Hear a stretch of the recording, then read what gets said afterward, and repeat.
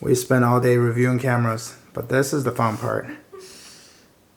Okay, so this is all kind of different kinds of medium format camera. Medium format as in it shoots this kind of roll. So all these cameras take this same roll? Yes. Yes, yes. Different formats. Remember we talked about before, it's 6 over here, and then 6 by 4.5, 6 by 6, So 6 the by length 7. changes, but the width height. changes. Yeah. Well, height doesn't. which one's width? Height doesn't change. Width is Yes. horizontal. Height is Okay. Yeah. portrait. Yeah, there you go. That. Okay. The idea is much bigger than 35 millimeter, better quality, essentially. For me as a photographer, the depth of field, you can get a little bit shallower with the medium format. So there's that advantage other than the quality. Like for example, most people are gonna scan the film in and post on Instagram. So in essence, quality is not really a strong issue here, right? We're not printing billboards. What I have here is a rangefinder camera. This is a Mamiya 7 Mark II. It's kind of an oversized, large, they call it Texas, well, this is kind of like a Texas Leica. Basically, kind of a Leica style rangefinder cameras and rangefinder camera. Then you shoot like this, look through a rangefinder and look through a patch in here when you focus. Oh yeah, okay, yeah. Remember that? Mm-hmm. Yeah. And over here is what we just bought today. Which ones are we going to be shooting with? We're gonna shoot with this one and this one. Okay. This is a Voigtlander Perkeo II. It's a folder. It's really, really small. Once, by the way, with the folding camera, it's always good to set it to infinity before you fold it. To some camera, they can damage it if you're not going to infinity, something like that.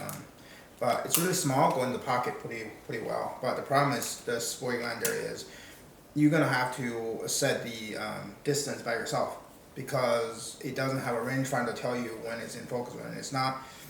Especially when you shoot with the lens wide open at 3.5, it's still kind of shallow. You really almost have to be in the right ballpark to get something in focus. But if you should do street photo with a plenty of light, you want to do f8, f11.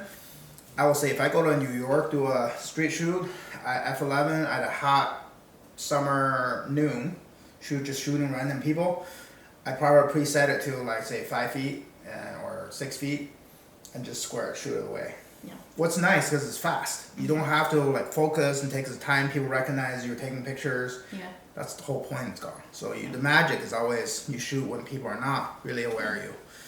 This is a Rolleiflex 3.5A. That's a twin lens reflex camera.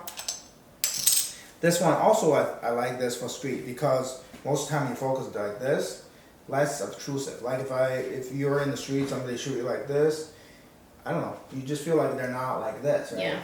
So, classic.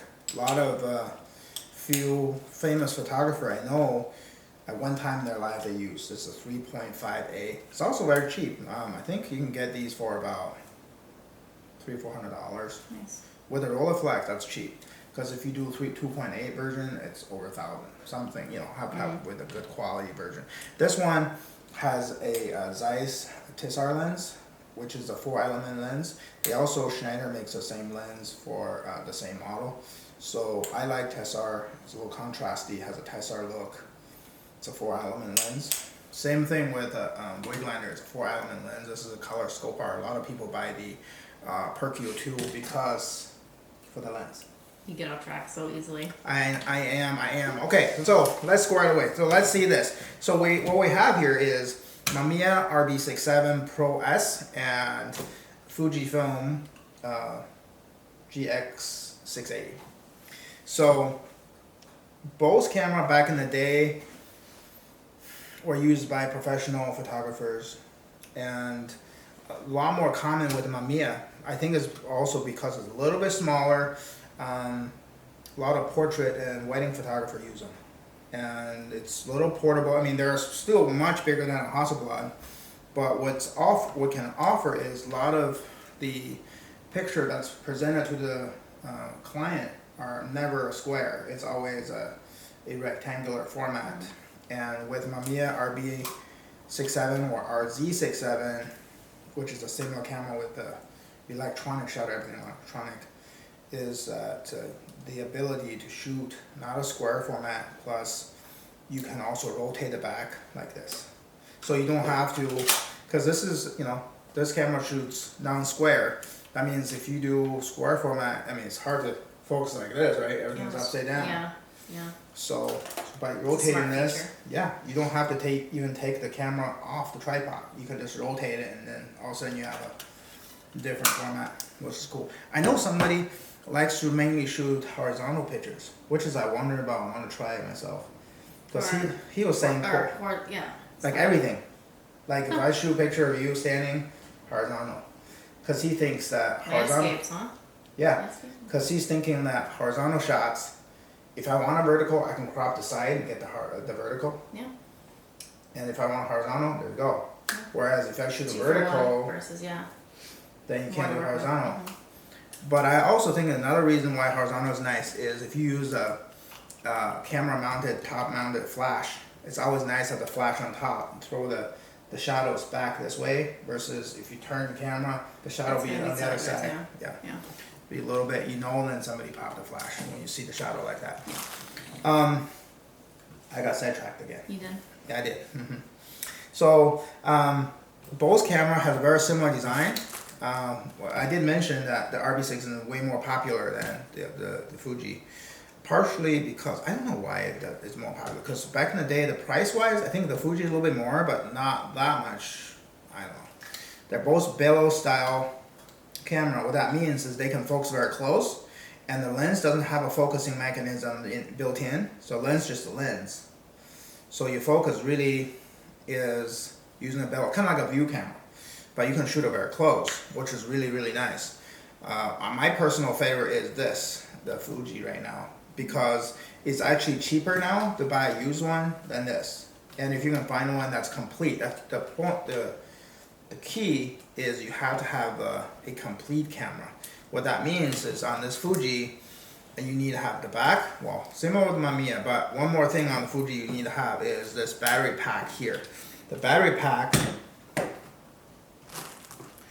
if your camera doesn't come with this is really expensive, just really a pack that holds AA batteries.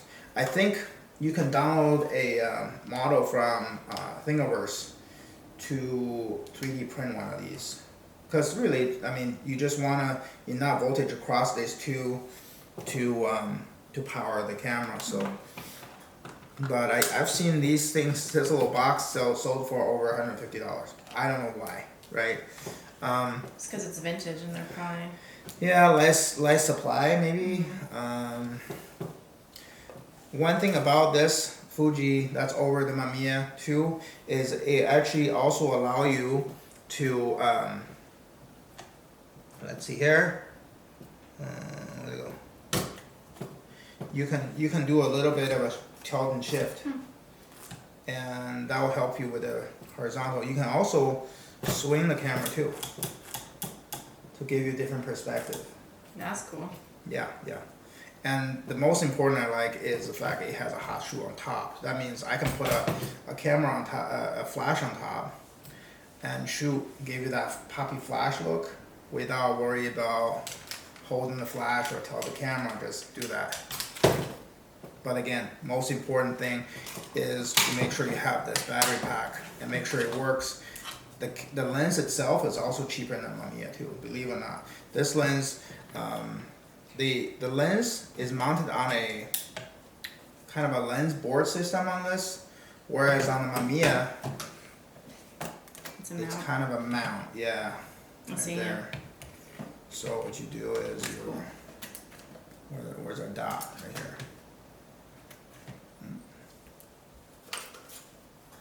So where's our dot? There it is. This dot here. Line them up and tighten it. This is kind of a similar mount to the old Canon camera. Yeah. What's nice about this style is you can 3D print this lens board, and mount a large format lenses on this. And I downloaded this from Thingiverse as well. Again, Thingiverse did not pay me to sponsor this. Did not sponsor this. That's better. So you can do this. You can actually use your large format lenses. That's cool. Yeah. You just 3D printed this? 3D print. Nice. Yeah, I got a 3D printer. That's one thing I want to tell everybody that You have highly. a 3D printer? Yeah, I do. What?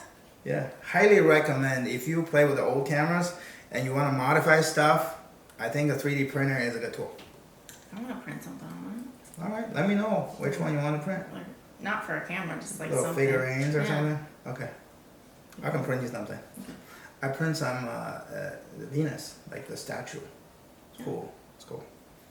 I can give you one. That's not the video about right now. No. Focus. Focus. All right, so which is kind of cool. Highly recommend to look into Stingiverse and download this this lens board. Fuji actually made accessory that allow using a I think it's a Linhop board onto this camera. It's adapter, but it's very rare. You can almost won't find it anywhere. And last time I saw some guy sold it on an online forum for like less than $200. If I see another one like that, I would jump on all over it because they're very hard to find. Alright, so now we're gonna learn the settings and try to take some photos, right? Yes, we're gonna learn the settings, and I'm gonna instruct you to load the film first, right? Okay. This is the In first this thing one? we do into this one. So first thing what we do is Well, let me rotate it back. I don't know where this. Oh, it's right here. Mm-hmm. It's right here. okay. So, couple of things. Where? Oh, this is the. With these modular camera, I did not bring it. This one, yeah, this one does. It normally come with a dark slide. This is called a dark slide here. So allow you to preload a bunch of these, and then with a dark slide in, and then once you're in a photo shoot, you're done with this roll. You just take this off and put another in. You don't have to spend time to load your film. You see. But I took it out because I don't want to lose it. And this Hasselblad, the newer Hasselblad has something to keep this dark side, like this Fuji does, Okay. like this. You can put it in the back. This one doesn't have it, so I just leave it home because that's what we're gonna do. To open this, it's right here. There's a little bit of a Oh, the lip. lip thing. Yeah. You just press Lever. it, lever, and this thing opens like this. Older camera like this, it could have a light leak. I had dark seals installed professionally about a year ago, so we know for a fact it doesn't leak light. So here, take a look at this. So this, you can see that this crank is this way, which means this is the take-off spool. The film go around. Okay. So, and here you push it, it thing hides it. And one thing about the earlier today, Taylor almost gave me a heart attack, is that she kind of let go of film. Yeah. You gotta keep it tight. Keep it tight, keep it tight. Yeah. If you keep it tight, I have a film I shot something 20 years ago, left in the car, forgot about it, found it 20 years later. It still didn't expose it, like I didn't have a light leak. So, so what you do is you put it in here, push this button. You have to play with it. Let's see, where does it go? I think that's it. This one doesn't have the little notch thing. So you go around here, and then Feed it through. feed it through. You see there's an arrow here. Mhm. This is where you line up your those two arrows on the film. Remember the two arrows? Oh yeah. Just that way, right here, and then you stop. This is where the mechanism in here will recognize how to get you the first shot. So first of all, we need to know what film are we on. One thing about film with digital is you can't change ISO on the fly, right? So we need to know. Sometime it happened to me though. Sometime what happened is I shot 3 pictures, like this camera, right? There are 3 picture shot. I forgot the ISO on this. That's a problem. Is it a 400? Is it a 100? I don't know. Yeah. That matters. So yeah, right. Because otherwise, you can overexpose probably fine, but underexpose you're trouble. So right here, you did that, right? And then you just pushed in, and push this lock. That's ready to go. So all you have to do is crank this to 1. It will stop. So just keep going till I see one. Perfect.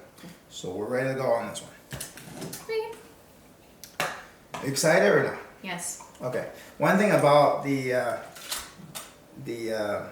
waist level finder is, I was telling Taylor, is life is right, right is left. So Yeah, image things is reverse. yeah. Because the way how light project into the ground glass, the top called ground glass.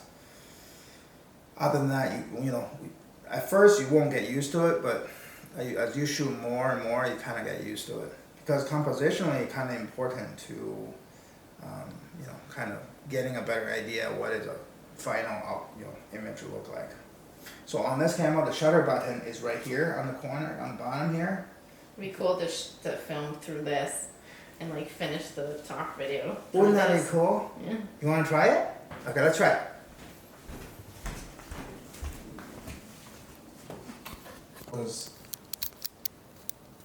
See if you can find it focus. Or is it too? Can you focus closer or no?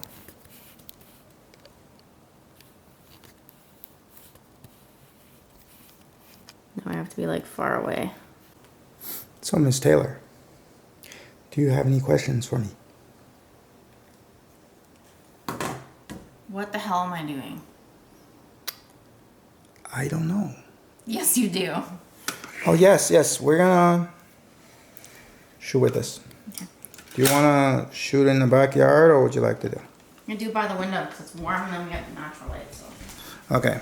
One thing we need to be aware is that this camera does not have a meter. You know, it does come with a meter. For exposure? Yeah.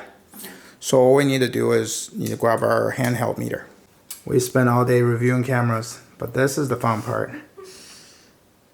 Taylor's first experience with a medium format. So what do you think? Any question you have? No, it's just fun. Yeah. Yeah. Cool.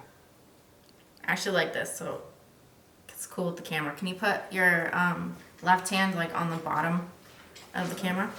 Bottom right here? Yep. Okay. Yeah. I got it. A little more like put the body of your hand more this way so I can see. Yeah, and just like hold it with your fingers. Right, like this. Like this? Hold it like this. Yeah, sorry, because I want to see your smile through it. Okay. Oh. Now smile. You ready? Yeah. 3, 2, 1. Real smile.